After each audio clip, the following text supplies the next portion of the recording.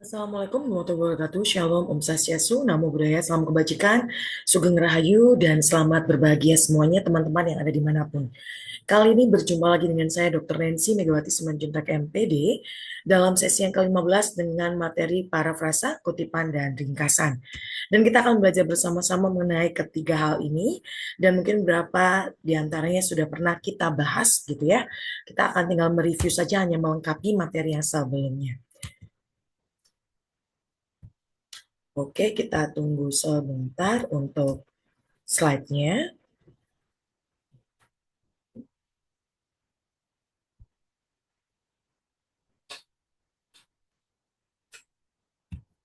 Oke, sebentar teman-teman. Ya, ini dia mengenai konsep kutipan atau konsep dasar penulisan akademik.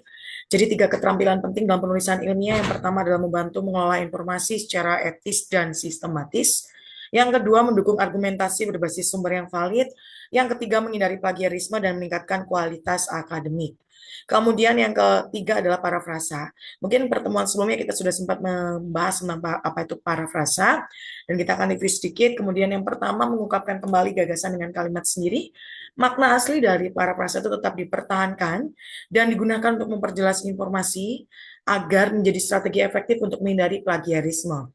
Dan parafrasa ini juga menunjukkan pemahaman penulis terhadap sumber.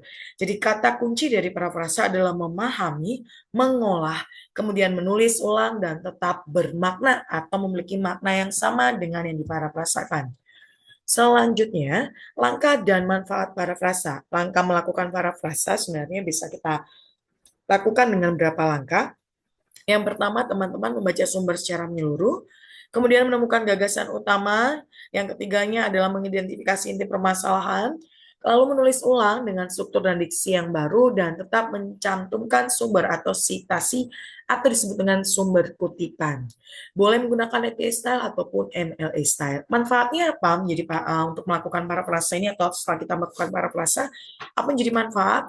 Yang pertama adalah mengembangkan kemampuan berpikir kritis, kemudian meningkatkan keterampilan menulis, menghindari pelanggaran etika akademik. Slide berikutnya, kita akan bicara mengenai kutipan dalam penulisan ilmiah, dan sudah pernah kita bahas di sesi sebelumnya, ada dua jenis kutipan langsung dan kutipan tidak langsung, dan fungsi kutipan untuk apa? Penegasan argumen, pembuktian ilmiah, perbandingan pendapat, penguatan landasan teori. Jadi ini adalah perbedaan dari kutipan langsung dan kutipan tidak langsung, sama persis dengan sumber. Kalau kutipan langsung hanya kopas saja, menggunakan tanda kutip. Kalau kutipan langsung tanda petik dua. Kemudian menunjukkan halaman sumbernya sangat jelas sekali, harus pakai citasi dan sumber kutipan. Kutipan tidak langsung ditulis kembali dengan bahasa sendiri berupa inti gagasan dan tetap mencantumkan sumber. Sama-sama mencantumkan sumber. Teknik penulisan kutipan langsung, jadi teman-teman bisa melihat gitu ya. Ini dia kutipan kurang dari 4 baris, itu seperti apa menyatu dengan paragraf menggunakan tanda kutip, mencantumkan nama, tahun, dan alaman.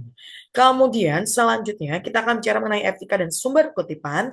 Ketentuan penting dalam kita mengutip dan sebagainya, nama penulis itu tidak boleh kurang dari 3 orang. Jadi kalau kurang dari 3 orang, maka harus tulis semua. Jadi kalau lebih dari 3 orang, maka menggunakan DKK gitu ya. Atau ada juga dalam bahasa Inggris ETC, atau mungkin ada yang lain juga gitu ya. Gelar akademik tidak dicantumkan, utamakan sumber primer dibandingkan sumber sekunder. Mengapa sumber primer? Karena memang sumber primer itu lebih autentik, mengurangi kesalahan interpretasi dan meningkatkan kredibilitas penelitian. Kemudian, teman-teman, kita juga akan bicara mengenai integrasi dalam penulisan akademik. Hubungan ketiga konsep antara sumber bacaan, kemudian diparafrasakan, itu untuk memahami dan menulis ulang ide, kemudian kutipan untuk memperkuat statement atau argumentasi, dan ringkasan ini untuk memadatkan informasi, baru kita menciptakan sebuah karya ilmiah berkualitas. Kesimpulannya adalah, parafrasa mencegah plagiarisme, kutipan memperkuat validitas ilmiah, dan ringkasan membantu efisiensi penyampaian informasi, dan ketiganya merupakan kompetensi dasar penulis akademik profesional.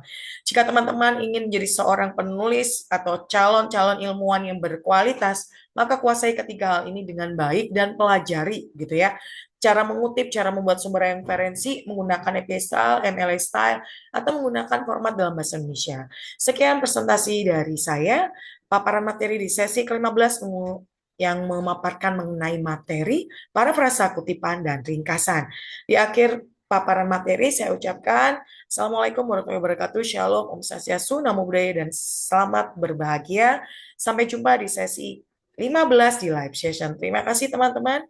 Selamat sehat semuanya. Selamat berbahagia.